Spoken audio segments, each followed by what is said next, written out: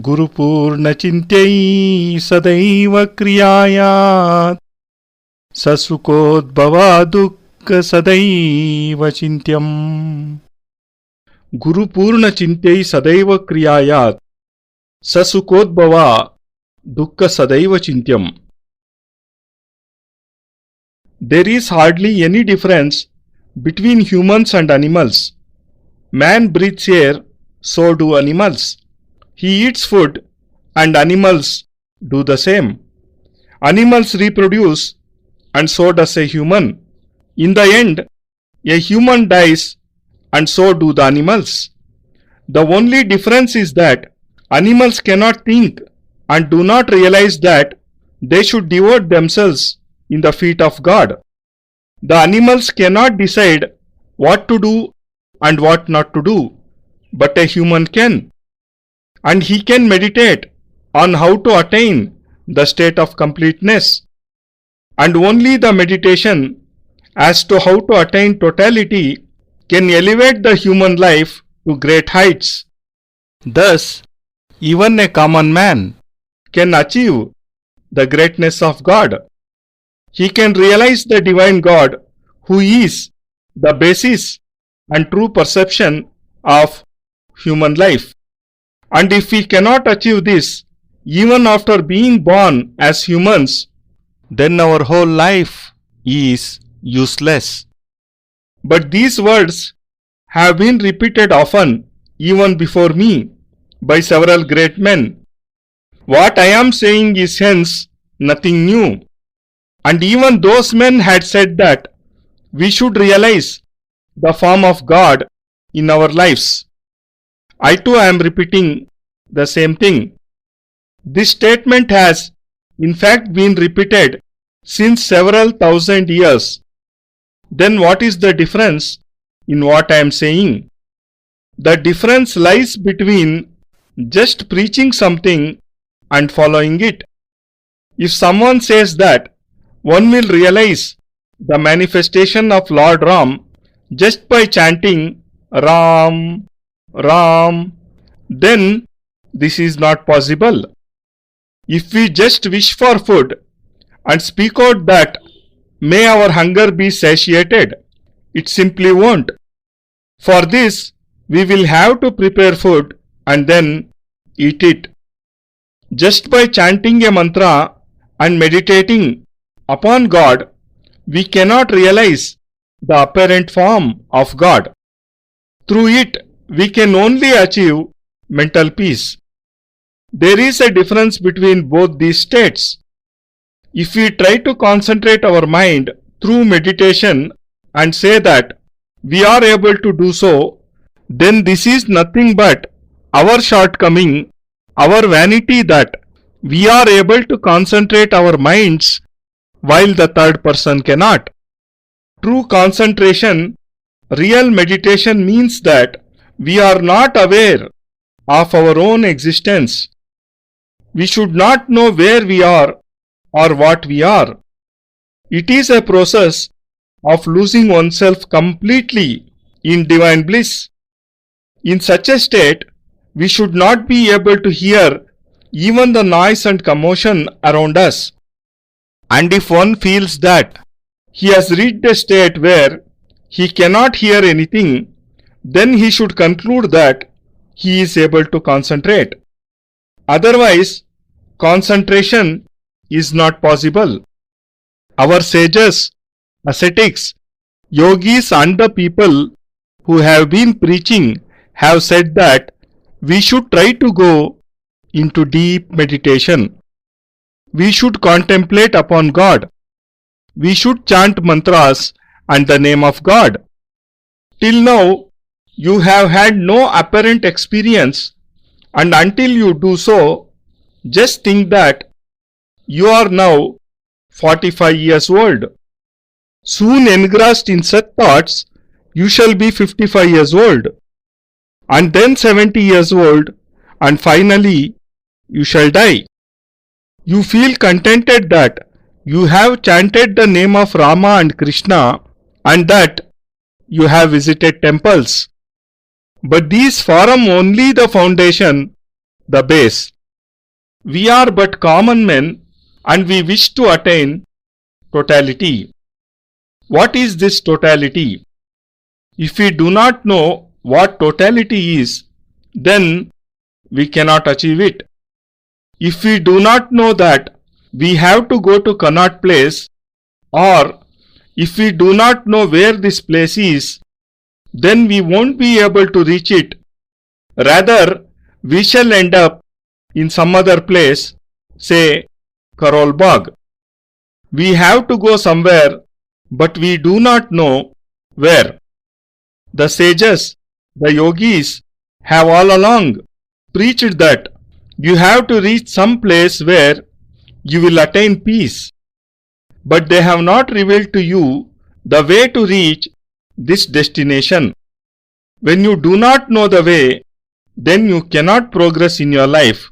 You cannot reach your destination and you cannot realize the true form of God. And when you cannot achieve the manifestation of God, you cannot fuse yourself in the Almighty. Until you do not become one with the Almighty, you cannot achieve the totality of life. This is why it has been said in Ishavasyopanishad that we are complete and can achieve totality only by fusing ourselves in totality, that is God. God has given us a complete form: eyes, nose, ears, hands, legs. There are no physical shortcomings in this form, but it will attain the real totality only by coming together with the eternal totality, that is God. Our bodies in themselves constitute incomplete totality, and you cannot achieve completeness by just listening to my discourses. It is only when you make use of my preachings in your practical life that you shall reach the state of totality. And only on reaching this state will you be able to have the manifestation of God, whom the Shastras have called Brahma, Krishna, Rama, Buddha, Mahavira, and by several other names. When we fuse our souls with His divine form, when we become one with Him, when we become absorbed in His greatness, we shall achieve totality and success in life. Then our lives shall become free from old age, ailments, problems, tensions, and then life shall not be able to give more anxieties to us. Because, as I have said in the shloka, that wealth, prosperity, respect, fame, and dignity do not constitute the totality of life. If these things meant totality of life, then Birla, India's topmost industrialist, must have achieved it. He must not be facing any problems. He must be happier than us. For if money is everything, then Birla must have no deficiency in life. I had returned from Mauritius some 15-20 days back, where some yagna for world peace had been performed. Before going to Mauritius, I had met Mr. Birla at his place. I blessed him and asked him if he was fine. He said, "Everything else is fine, but I am facing some financial crisis. Please do something about it, Guruji. Rest is okay." Now, when Birla can be in a financial crisis, then we are always bound to face such problems. Nevertheless, I said to him, "Don't worry, everything will be fine. Other than this, I hope there is no problem." He said, "Well, Guruji, what should I tell you? Actually, I am not able to sleep properly." I said to him, "Well, if you are not able to sleep, spend 2-3 lakh rupees and go and buy sleep from the market." He said, "Guruji, how can sleep be bought?" I said, "When you cannot buy sleep, then of what use is all your money? Of what use is your wealth? He spends hours lying in the bed without a wink of sleep. At last, he has to take 2 or 3 sleeping pills, and only then does he go to sleep. We are more happy and contented than him. This is because we are able to pass away into deep sleep promptly at 8 o'clock. No amount of money can buy sleep. Money cannot satisfy hunger. Money cannot buy a healthy life, joy, or happiness. A beautiful body cannot be bought with money, and God cannot be bought with it. If you are beautiful and have applied cosmetics and perfumes, this does not mean that you will be able to see God. All these things are in fact useless. Then is there anything through which true joy can be obtained? Believe me, if there is some such thing, it cannot be one of these. For if Birla is in a financial crisis, if he has to spend sleepless nights, then we are better off, as we can at least sleep peacefully, for we do not have so many problems. He always says that he wishes to achieve the realization of God. I asked him, what do you do for achieving the darshan of God? He said, I have had a temple built in my house. I do have a tight schedule throughout the day, but still I do manage to visit it, Guruji. He manages to visit it, and we come and sit here daily in search of true joy. Just think how much difference there is. We come and sit here on our own wish, while he visits it as an obligation. I don't want to criticize him, but I want to emphasize that worldly pleasures cannot grant totality to our lives. They can only offer comforts. You may feel contented that last year you had 4 lakh rupees and today you have 4.5 lakhs. Somehow, by hook or by crook, you have earned 50,000 rupees and then another 50,000. You have till now worn 4 clothes, and now that you have 5 lakh rupees, you should wear 10 tall clothes, for you are now richer by 1 lakh rupees. Earlier, you used to eat 4 slices of bread. Now you should eat at least 10-15 slices. But no, you will always eat 4 bread pieces and wear only 4 clothes, even if you earn 20 lakhs or 50 lakhs. Then, what do we achieve from all the troubles we take and all the deceit and dishonesty we resort to in order to acquire wealth? We only get tensions, problems, and anxieties in return. We do not achieve totality through this medium. The basic aim of our lives and the lives of all our relatives and friends is to achieve joy and happiness in life.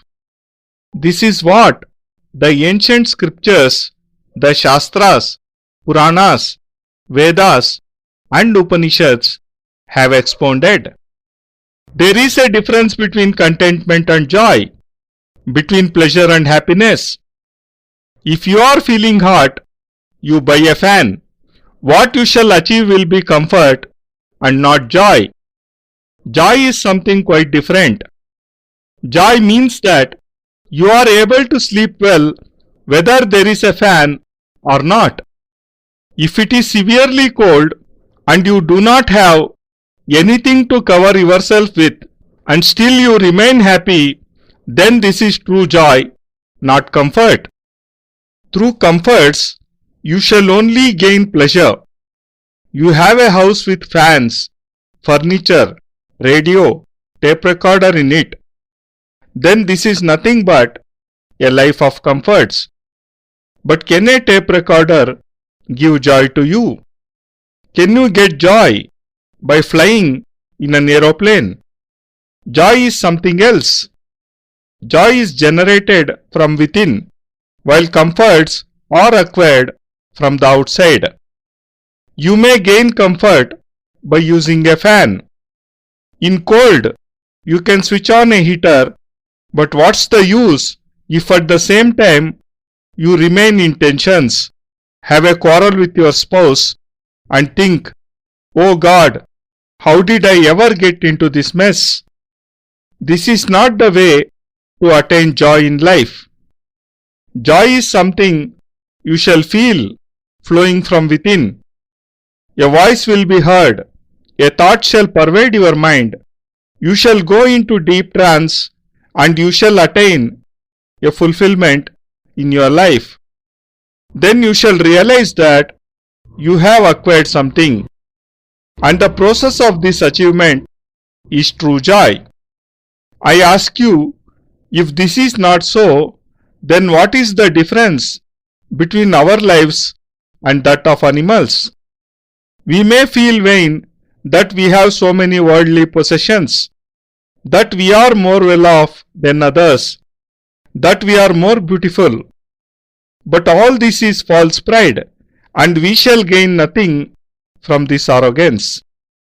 We are living in India where once Alexander the Great came. Why was he called great? Akbar the Great, Alexander the Great. The rest were called just kings or at the most emperors. Great is used with the name of only 2 or 3 people. Alexander the Great conquered several small and big kingdoms and returned with 2,000 elephants laden with gold and silver in loot. He abducted at least 10,000 women and took them away with him. This was because he was a great warrior and a good general, and the other kings could not withstand his attack. This was because he had in him a desire to win, to loot, to become rich. When he was lying on his deathbed, when he realized that death was near, he called his commander and the physician. He asked the physician how much more he would live. The physician replied that his pulse had become weak and that perhaps he would live for another 3-4 hours. "Whoever is born has to die one day," said the physician. Alexander said to the commander, "I wish to see whatever I have won in my campaigns. Bring it all here." A huge mound of precious stones, diamonds, sapphires was made on one side, and on the other a huge pile of gold coins was laid. 12,000-13,000 women stood around the bed where Alexander lay. He looked at all the wealth he had amassed. It was immense, and its value could not be calculated. He said to his commander, "This all is mine." The commander replied, "Yes, your highness, all this belongs to you. You have won it by conquering so many kingdoms. And these women, they too belong to you."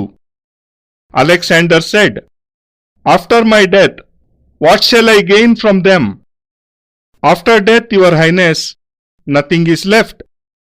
Your body shall be tied on a bed made of bamboos, and it shall be taken to the cremation grounds, where your body shall be cremated." "Then what shall happen to all this?" "Your highness, all this shall remain behind. No one can take wealth away with oneself." "Then do one thing and consider it my final wish. Before death, people prepare their wills and leave their wealth for their sons and grandsons. I don't want any will, just do as I say. Your highness, please command us. Whatever you order shall be obeyed. You are great and in the whole world, this word has been used only with your name. How do they tie a dead body? Asked Alexander. The commander replied, Your Highness, it is a very simple process. The body is laid straight on a bed of bamboos. Then a white sheet is covered onto the body, and then it is set on a pyre and cremated. Alexander said, When you tie my body, let the hands remain hanging on both sides of the body. Cover the body with a cloth, but let my hands remain uncovered, hanging on the sides. But Your Highness, such a thing has never happened before. The hands are placed along the sides, and then the whole body is covered with a cloth. This is completely a new way which you are suggesting. How can we do this? Alexander said, Do as I say. This is my command and my wish that my hands should remain hanging. Your Highness, there must be some reason that you wish your hands to be left hanging. At this, Alexander replied, I want my hands to remain thus so that all people and the coming generations can know that even Alexander the Great went from this world empty-handed. When Alexander the Great left this world empty-handed, then you too shall surely live the same way. When he could not take away anything, even you cannot take away anything. And if this is so, then all these amenities are false and useless. Then what do we have which we can take with us? How can we take away anything? Neither the wife, nor the children, neither the brothers, nor the friends, none shall accompany us. Then who shall be with us? When we have to depart all alone, then why and for what should we clamor so much? Then why is there so much confusion and struggle? Why should we have to earn so much money? If your son turns out to be capable, he will earn and make a living, and if he turns out to be incompetent, then you may leave enormous wealth, he will waste it all away. What can you do? If you have an unfit son, he will spend even 5 lakh rupees in just 7 days, and then he will have no money. And if you have a good son, he won't need your money and will himself earn more than 5 lakh rupees. On reading the history of Greece, one comes to know that Alexander had said, I have achieved everything in my life except for true joy. Instead of all this, if I had been able to devote myself towards God, then I could have achieved true happiness, which a common man cannot achieve easily. If I had attained the totality of life, which is not possible for a common man, then I would have died with joy and happiness on my face. A smile would have been on my face, but today there are only tears in my eyes. Today I feel sorry to have acquired these useless stones and for not having accomplished what I should have. Alexander died, but he left a valuable thought inscribed in the pages of history that we should strive to achieve the totality of life. One cannot achieve it by singing hymns, by visiting a temple, by folding hands, or by closing our eyes. All this is nothing but hypocrisy and deceiving ourselves. You go to a temple and all the while you keep thinking that you have to recover 4,000 rupees from some person. You stand in front of the idol of God and pray, O God, please bestow that person with good sense. He has not returned the 4,000 rupees I loaned him 1 year ago. O God, please make him return my money. I will surely come again tomorrow and offer 5 rupees in your feet. You think that to get back 4,000 rupees, you have to offer only 5 rupees. So what is the loss?